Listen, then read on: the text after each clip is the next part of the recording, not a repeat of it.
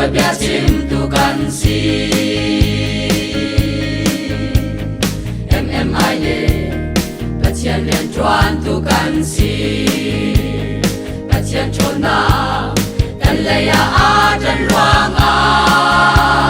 mi son rian ni rai thai chuan mi can si walai pum pi poi pa ni aram cha ser adu minu lai belin a maram cha pe ka he kalu lo nan lam mi ram chu kan pe ma lai ati oi pa chan chua pe mi son rian ni asi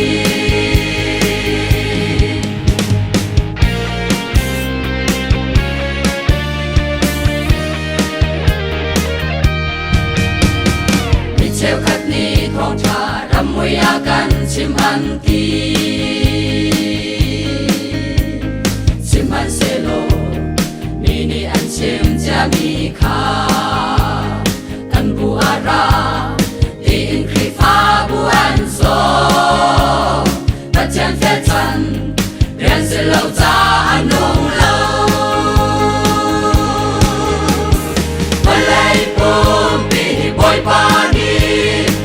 ram cha ser adu minu lai belin a maram cha pe ka he kalu lo nan lam mi ram chu kan pe na lai ati boy pa cha chwa pe mi son rian mi asi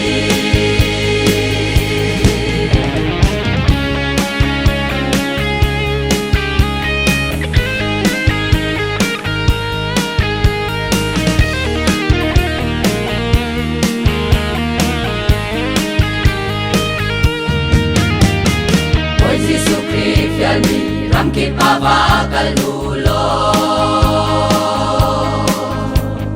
ka thong cha ni ka chim tua o akan ti azum mi tu chang chau tar kan se lai ni pun vian te cheu tar tu rian fiel kan si walai pum pe ni boy pa ni aram cha ser adu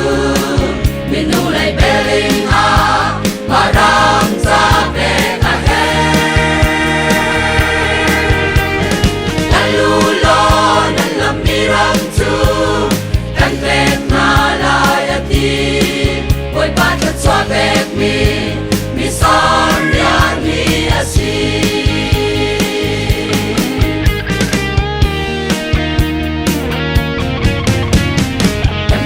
rian chuan na boy pa chan chua pe thong in kharau tam pi boy pa ni a kan hu te ram chu ram le mun khat te in rian kan chua kan hui tin chu zum lau tu zum ter a si walai pum pi boy pa